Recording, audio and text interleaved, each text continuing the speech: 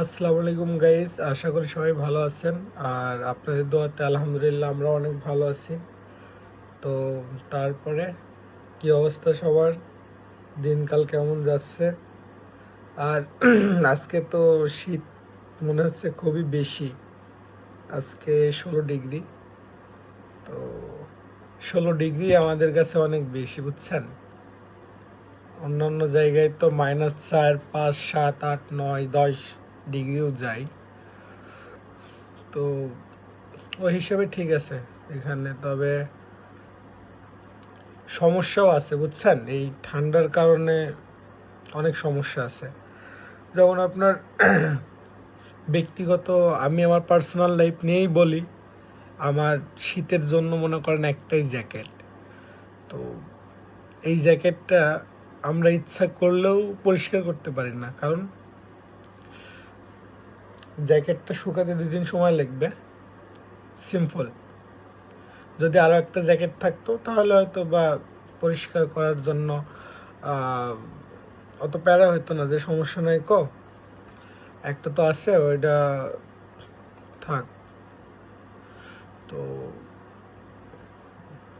এই জন্য হলো 2টা জ্যাকেটের দরকার আছে। তো শুধু জ্যাকেট না, শীতের পোশাক একটু কিনবেন আর শীতের প্রস্তুতি নেন। এবার মনে হচ্ছে যে শীত একটু বেশি পড়বে। তো শুধু খেজুরের রস আর পিঠা টিঠা খায়েন না, একটু সেফটি ইউজ করেন। সেফটি বলতে আপনি একটু গরম পানি খাওয়ার অভ্যাস করেন, মানে খুব গরম না, কুসুম গরম পানি। তারপরে এই যে রুমের ভিতরে হাঁটার জন্য স্যান্ডেল ইউজ করেন। খুব ভালো হয় যদি এই ক্যাটাগরিগুলো ইউজ করেন। তো এইগুলো হচ্ছে আপনার একদম রিজনেবল প্রাইস, কিন্তু আপনার ঠান্ডার থেকে ভালো রকম রেহাই পাবেন। আর যাদের ছাদের বাড়ি, আমাদের তো ছাদ নাই, তো টিন আর চাটাই, তো এই হিসাবে আপনার যাদের ছাদের বাসা মানে ছাদের বাড়ি, ওনাদের তো রুম বেশি ঠান্ডা হয় শীতের সময়। তো আমি বলবো যে মিনি হিটার ইউজ করেন, ছোট ছোট। বড়গুলা ইউজ করার দরকার নাই, বড়গুলা আপনার কারেন্টও বেশি খাই আর প্রাইস অনেক হাই। ও ছোটোগুলা ইউজ করেন।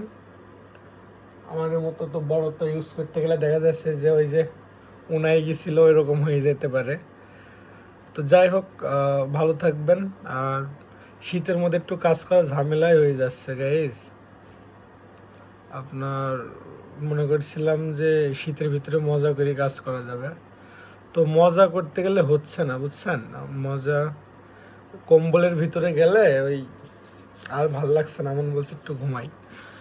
তো এখনই আমার মনে হয় যে আমাদের ভিডিও তৈরির মোক্ষম সময়। কারণ হচ্ছে কি, একটু পরে 4টা বাজলেই মনে করেন যে আপনার মরক ডাকা শুরু হয়ে যায়, পাখির ডাক।